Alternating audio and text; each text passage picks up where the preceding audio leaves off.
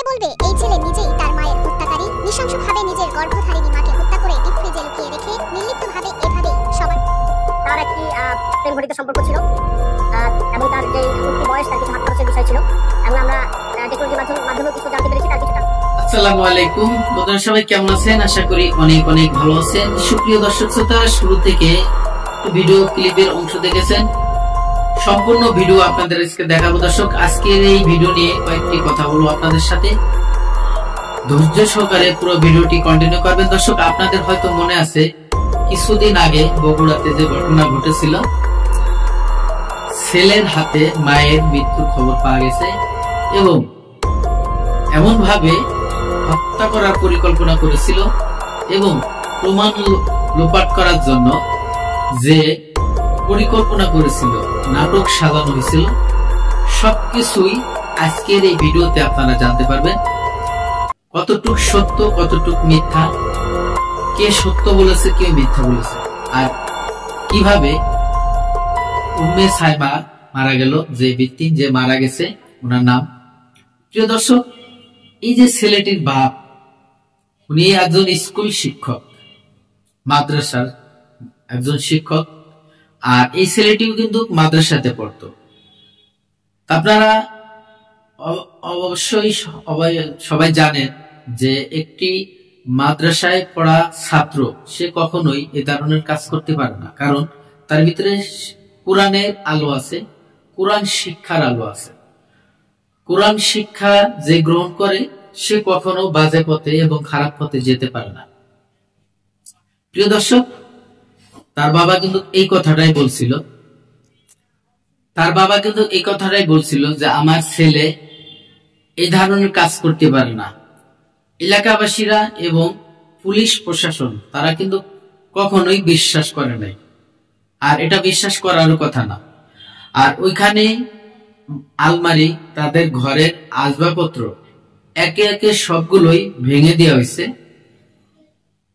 ওখানে বলা হয়েছিল ছেলে সাক্ষাৎকারে যে আমাদের বাসায় ডাকাত পড়েছিল, ডাকাতে যখন সবকিছু চাইছিল এবং ভাঙে চড়ে নিচ্ছিল, তখন আমার মা বাধা দেওয়ার ফলে আমার মাকে সন্তান, আর আমি একটা আলিম মানুষ, এলাকার সুনামধন্য ব্যক্তি, মানে আমার অত্যন্ত মানগণ্য করা হয় এই ব্যাপারে।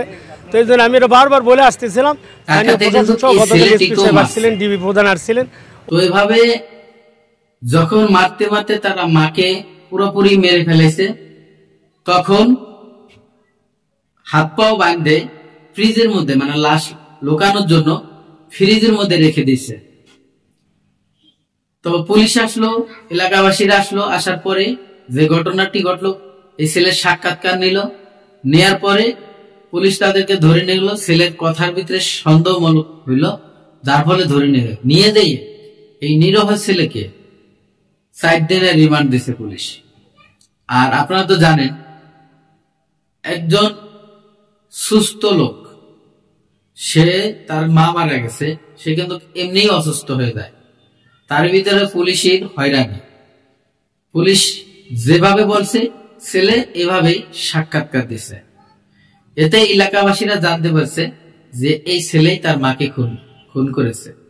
যখন পরিবেশ পরিস্থিতি স্বাভাবিক হলো, তখন কিন্তু একে একে সত্য ঘটনা বেরিয়ে আসলো।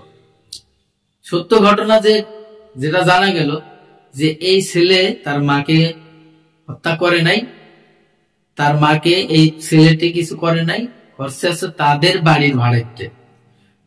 বাড়ির ভাড়াইতে মিলে একসঙ্গে সংঘবদ্ধ ভাবে ধরে গলা টিপে শ্বাসরোধ করে তাদের দুনিয়া থেকে এই উম্মে সাইমাকে বিদায় করে দিল এবং এই লাশের প্রমাণ লোপাট করার জন্য হাত পা বাঁধে ফ্রিজের মধ্যে লুকায় রাখছে। কত বড় বেক্কেল!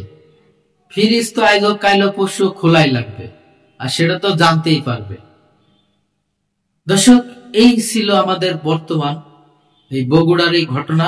আমরা যতটুকু জানতে পেরেছি, মিডিয়ার থেকে আমরা এই তথ্যগুলো পেয়েছি। সবাই ভালো থাকবেন, সুস্থ থাকবেন। অবশ্যই আপনি যেখানেই আছেন, আপনার জায়গা থেকে আপনি সঠিক সিদ্ধান্ত নেবেন, নিজেকে নিজে কন্ট্রোল করবেন। সবাই ভালো থাকবেন, সুস্থ থাকবেন। আল্লাহ হাফেজ।